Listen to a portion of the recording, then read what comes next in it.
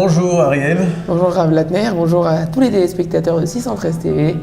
Nous sommes le dernier jour de notre émission, à savoir le jeudi, quelques heures on peut le dire, puisque c'est Shabbat que nous lirons la parashat Noach. Et nous allons nous pencher aujourd'hui sur la génération de Noach, celle qui a été anéantie au cours du déluge.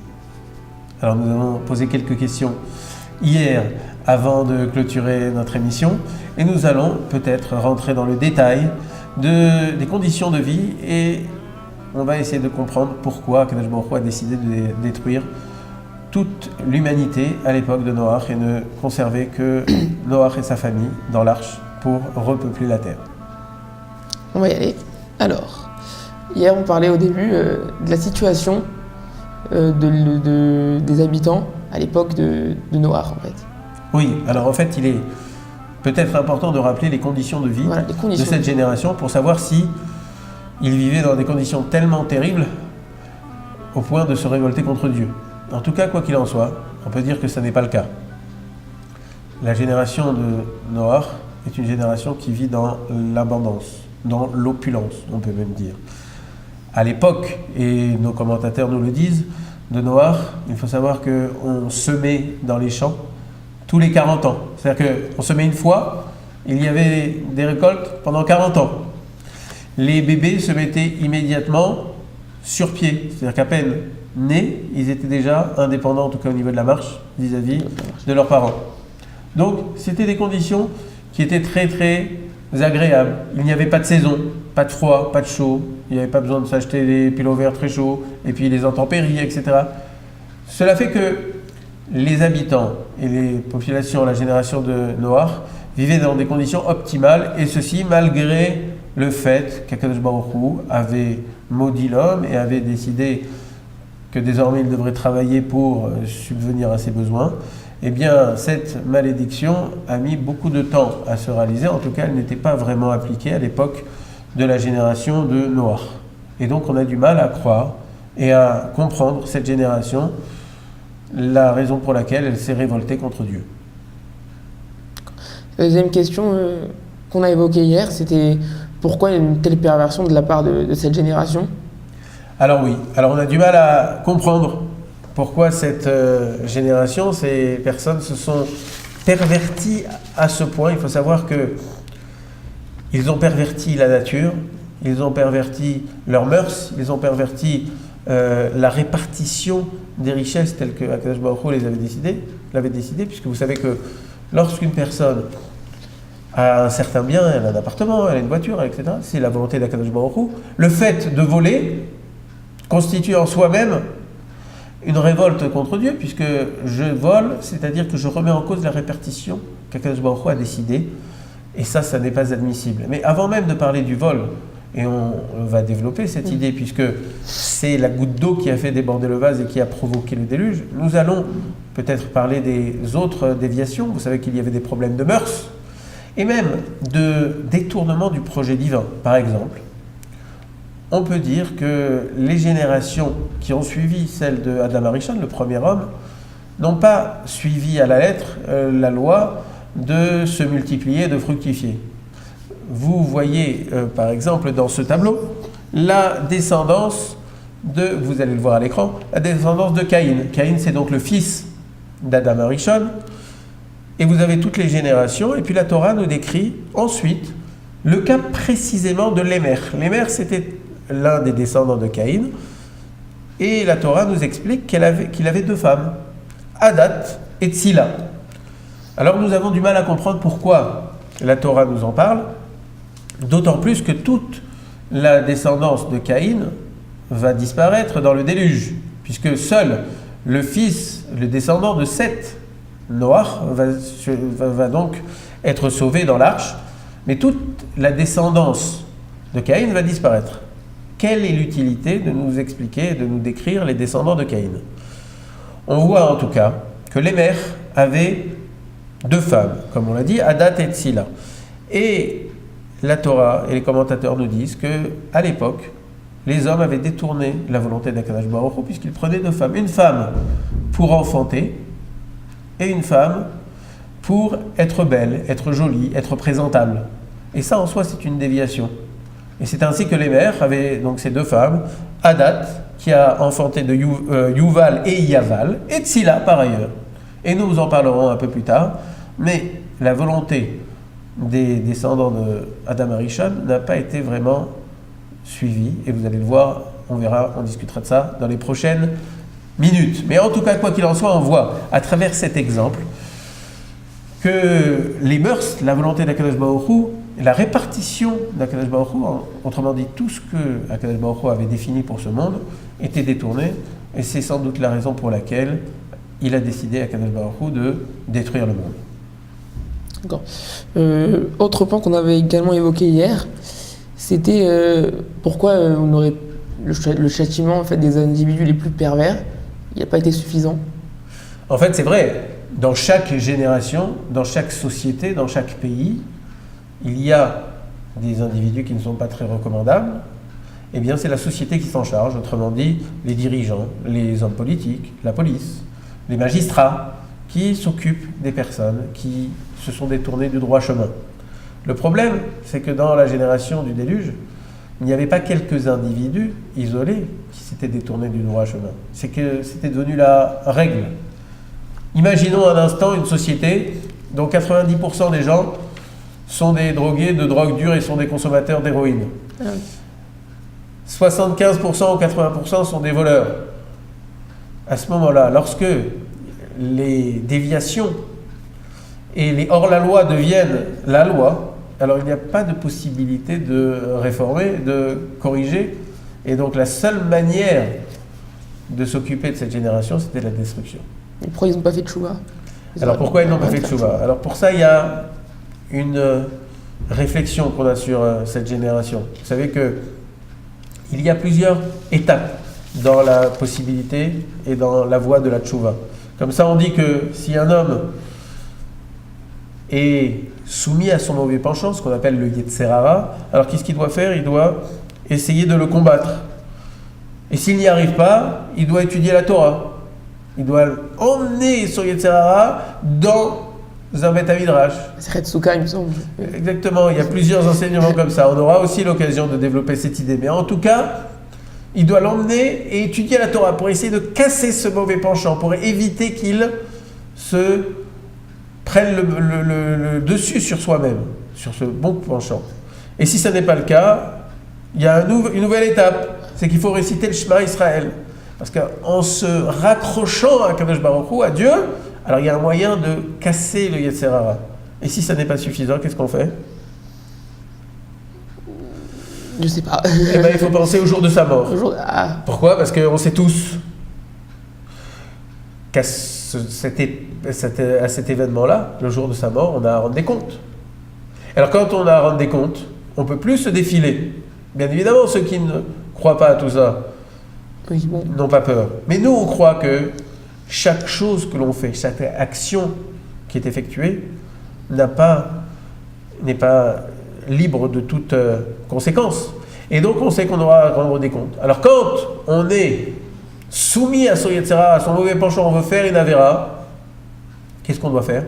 On doit penser à ce jour-là, ce jour qui représente la mort. Et vous savez qu'à ce moment-là, ce sera trop tard.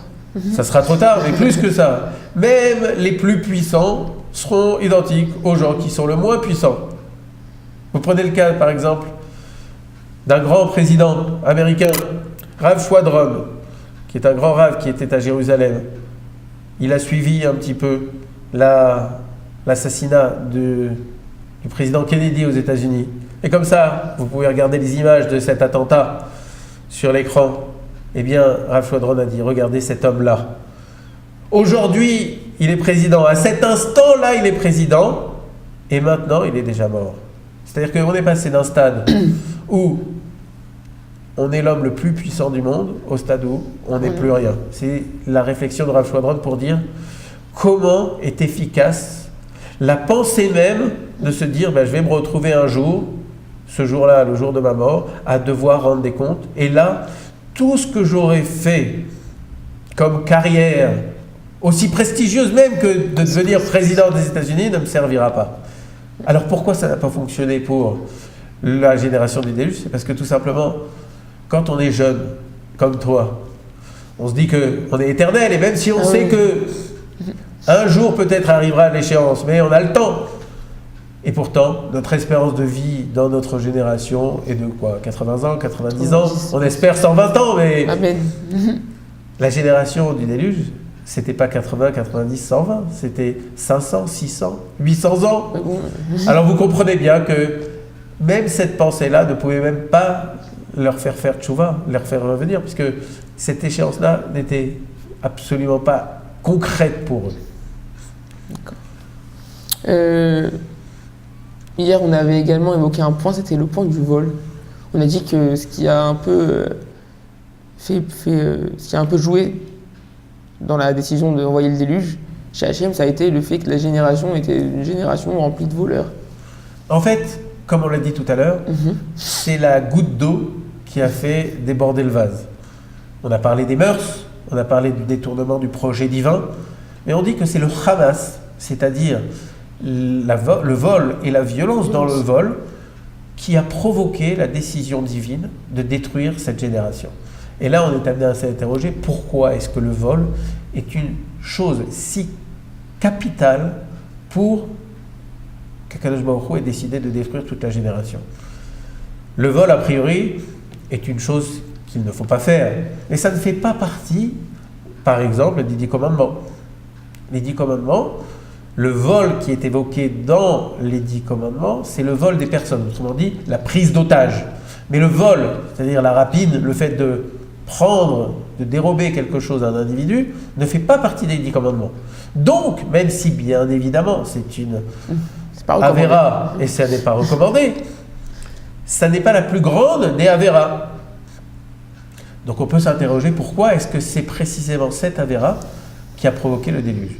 Et là, revenons un instant à la situation des individus qui vivaient pendant la génération de Noach. On a dit qu'ils étaient dans l'opulence, qu'ils ne manquaient de rien.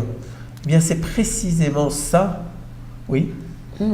C'est curieux, ils manquaient de rien et ça ne les a pas empêchés de voler. Voilà. Alors, comment se fait-il qu'ils volaient alors qu'ils étaient dans l'opulence? Tout simplement parce qu'ils avaient peur de manquer.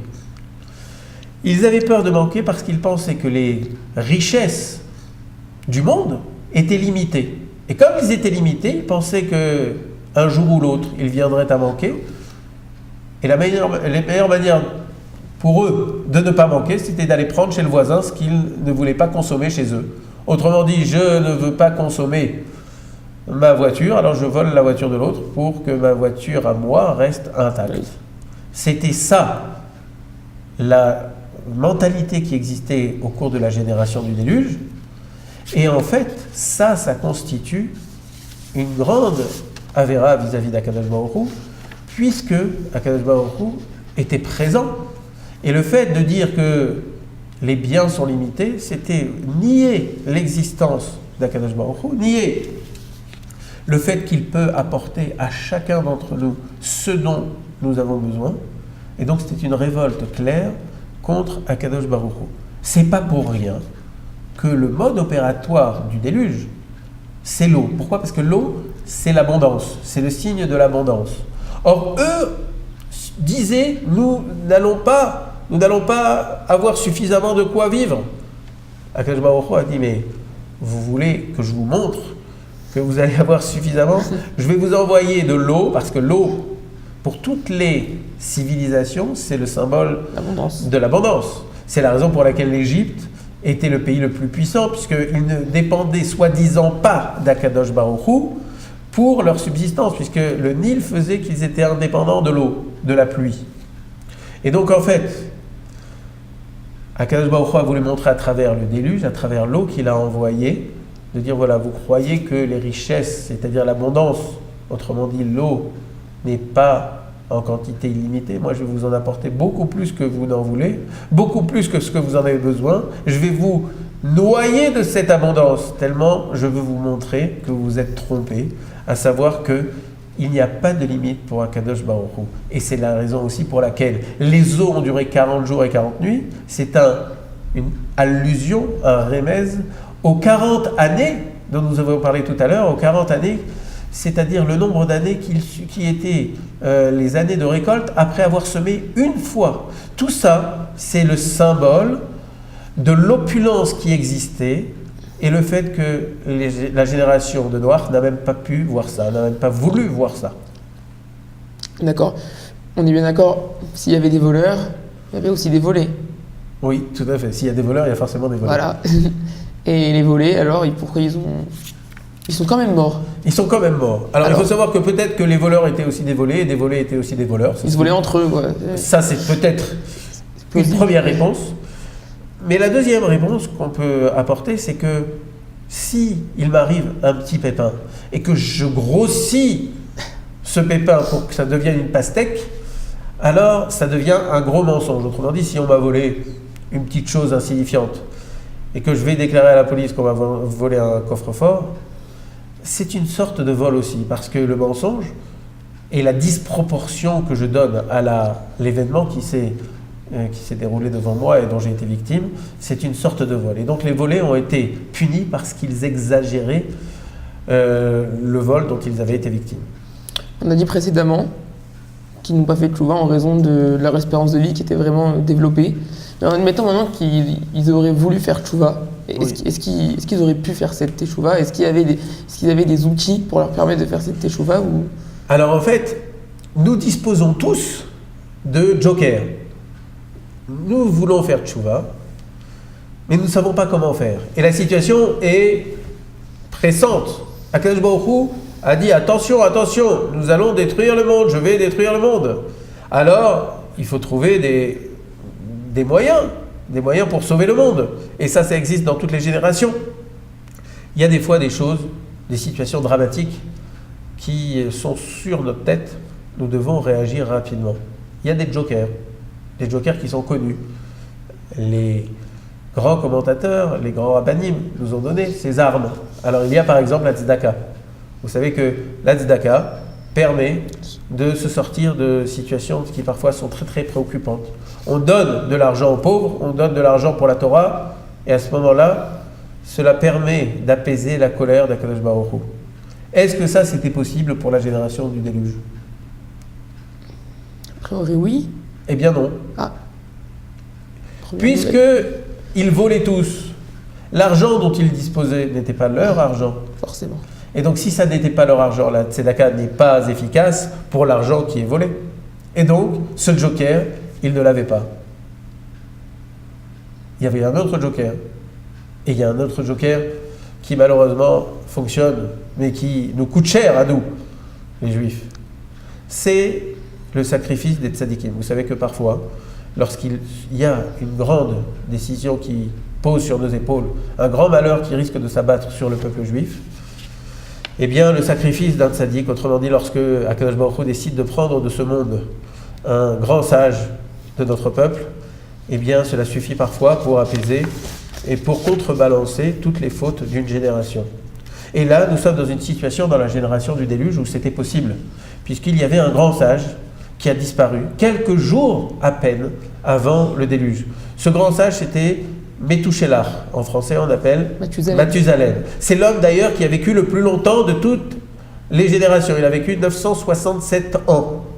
Et il est mort 7 jours à peine avant le début du déluge. Ce n'est pas un hasard d'ailleurs, puisque Akadosh Baruch Hu a retardé le début du déluge de 7 jours, qui est la période de la Shiva, c'est-à-dire la période de deuil pour Methuselah. Mais normalement, la mort de Mathusalem, ce grand sage, ce grand tzaddik, et tout le monde s'accorde à dire que c'était un grand tzaddik, aurait dû suffire pour sauver la génération du déluge. Pourquoi ça n'a pas fonctionné? Je ne connais pas la réponse, je suis désolé. Parce que, en fait, c'est la même cause. La mort d'un tzaddik, elle peut effacer les fautes qui existent entre Akadosh Baruch Hu et nous. Autrement dit, si les mœurs n'étaient pas recommandables au cours de la génération du déluge, si ils détournaient le projet divin, autrement dit, tous les comptes qui existent entre nous et Akadosh Baruch Hu, eh bien ça, cela fonctionne. C'est-à-dire que la mort de Mathusalem aurait dû effacer ces fautes. Mais par contre, les fautes qui existent entre les hommes, autrement dit Le le vol, ça ne pouvait pas être corrigé, puisque c'est une affaire entre guillemets privée, entre moi et entre toi. Nous sommes deux protagonistes, et personne ne peut s'immiscer dans nos affaires.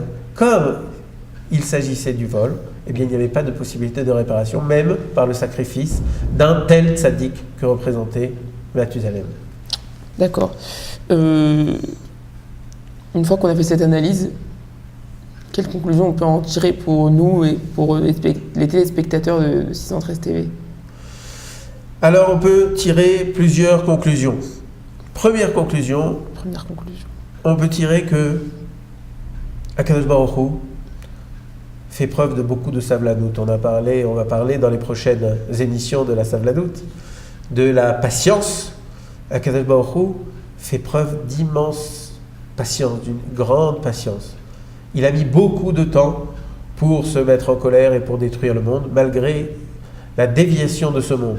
Ça a commencé très tôt dans les générations qui ont suivi celle d'Adam Arishon, et même dans la génération de Noach, il a mis 120 ans pour prévenir les gens. La construction de la Teva, de l'arche, a mis 120 ans. Et ça n'était pas quelque chose qui était par hasard. Akadosh Baruch Hu aurait pu procurer à Noach ou un lieu de protection pour lui, ou même un bateau, et ça aurait mis beaucoup moins de temps. Mais il a laissé le temps à tous les habitants de cette génération, à tous les habitants de ce monde, de faire tchouva, et donc cela montre que la colère d'Akadosh Baruch Hu est très lente à se manifester. Deuxième conclusion peut-être ? Avec plaisir. C'est l'Aïra dont il faut absolument s'éloigner. L'Aïra, c'est pas l'Aïra de Shamaïm. Nous, bien évidemment, on doit avoir l'Aïra de Shamaïm, c'est-à-dire la crainte du ciel, c'est-à-dire la crainte de Dieu. Ça, bien évidemment, chacun d'entre nous doit en être imprégné. Mais l'Aïra dont je veux parler, c'est la peur du lendemain, la peur de manquer, la peur de se dire que les richesses sont limitées à l'instar de cette génération. Il faut avoir confiance en Akadosh Baruch Hu. Il faut savoir qu'Akadosh Baruch Hu peut nous procurer et nous procure à chaque instant ce dont nous avons besoin. S'il ne nous procure pas telle et telle chose, c'est que nous n'en avons pas besoin pour faire ce qu'il nous demande de faire, le rôle que nous devons jouer. Nous n'en avons pas besoin donc de ces richesses. Donc, il faut, et surtout dans cette période actuelle où la France est en crise, où les pays sont en crise, le monde est en crise, on se dit mais peut-être qu'on va manquer de telle ou telle chose. Eh bien non, il faut avoir confiance en Akadosh Baruch Hu et se dire que tout ce dont nous allons avoir besoin, eh bien Akadosh Baruch Hu va nous l'apporter. Une troisième peut-être. La troisième conclusion, c'est peut-être une conclusion la plus importante, c'est que il faut savoir qu'Akadosh Baruch Hu gère le monde. En français, on dit l'homme propose et Dieu dispose. En yiddish, on dit l'homme propose et Dieu rigole. Pourquoi ? Parce qu'en fait, les manipulations de l'homme et la volonté de l'homme pour gérer le monde peuvent être aussi sophistiquées qu'il le veut. Finalement, c'est Akadosh Baruch Hu qui décide. Et ça, nous ne devons jamais l'avoir hors de l'esprit. Akadosh Baruch Hu gère le monde. Et nous en avons un exemple dans notre paracha, et nous avons un exemple dans les prochaines parachiotes, et nous avons aussi des exemples dans toute l'histoire et aussi dans notre vie personnelle. Je vous cite un exemple. Nous avons parlé tout à l'heure de la famille de Caïn. Vous vous souvenez de ce petit tableau ? Eh bien, on va le remontrer, le petit tableau. Nous avons donc Caïn et ses descendants et les mères. Et on a parlé tout à l'heure d'Adat, sa première épouse, qui a des enfants, Yuval et Yaval, et Tzila qui n'en a pas. Pourquoi ? Parce que c'était la décision de ces générations d'avoir deux femmes, une femme qui a des enfants et une femme qui est faite pour les réceptions, pour faire joli. Eh bien, nous allons vous montrer un autre tableau, la suite de l'histoire. C'est qu'en fait, Sila, qui était destinée à faire la potiche, autrement dit à être jolie et ne pas avoir d'enfants, eh bien elle va avoir deux enfants, Tubal Caïn et Naama. Or elle n'aurait pas dû avoir d'enfants. Quel est l'intérêt de la Torah de nous expliquer ça? Eh bien, nous allons montrer le prochain tableau. Vous allez pouvoir le voir, chers téléspectateurs. Eh bien, Yuval, Yaval et Tubal-Caïn vont disparaître. Finalement, va rester en vie Naama, la fille qui n'aurait jamais dû naître, puisque Tzila n'aurait jamais dû enfanter. Et Naama, qui est Naama? Ah, il faut que tu me dises qui est Naama. Non, je sais pas, je vous promets, je sais pas du tout. Eh bien, Naama, ça n'est autre que la femme de Noach. Et Noach, qui a épousé donc Naama, va avoir des enfants, et va avoir une descendance, et va avoir, en fait, la descendance du monde entier. Autrement dit, l'ensemble de l'humanité descend de Naama. Autrement dit, celle qui n'aurait jamais dû naître, parce que c'était la volonté des hommes, qu'il y ait une potiche et une femme génitrice. En fait, cette potiche que devait être Tzila va donner naissance à Naama, qui elle-même va être la mère de toute l'humanité, c'est-à-dire la mère de nous tous. Autrement dit, Akadosh Baruch Hu a fait ce qu'il voulait, et les dispositions de l'homme, peu lui importent. Si il décide que c'est Naama, la femme, qui n'aurait jamais dû naître, qui devient la mère de toute l'humanité, eh bien c'est lui qui décide. On a un autre exemple à travers le début de la vie de Moshe Rabbeinu. Moshe Rabbeinu devait mourir, puisque c'était la volonté de Pharaon de faire mourir tous les petits-enfants juifs, tous les mâles. Eh bien, Akadosh Baruch Hu a fait en sorte que non seulement il ne meure pas, mais qu'il aille vivre dans la maison même de celui qui avait décidé de le condamner. Et Pharaon, qui avait décidé qu'il ne vivrait pas, va non seulement le nourrir, le faire grandir, le faire évoluer, et lui donner peut-être les forces pour qu'ensuite il aille libérer l'ensemble des Bnei Israël. Autrement dit, il y a une grande leçon, cette leçon-là que l'on dit en yiddish, et c'est peut-être sur ça qu'on va se quitter. L'homme dispose et Dieu rigole. Ne croyez pas, chers téléspectateurs, qu'on peut se prendre pour le bon Dieu. C'est Akadosh Baruch Hu qui dirige le monde, et nous devons appliquer ses commandements. C'est sur ça qu'on va vous laisser. On vous souhaite un bon Shabbat, et on se retrouve la semaine prochaine pour de nouveaux développements, et nous aurons l'occasion de parler d'un grand personnage, le premier de nos patriarches, à savoir Avraham Avinu. Shabbat Shalom. Shabbat Shalom.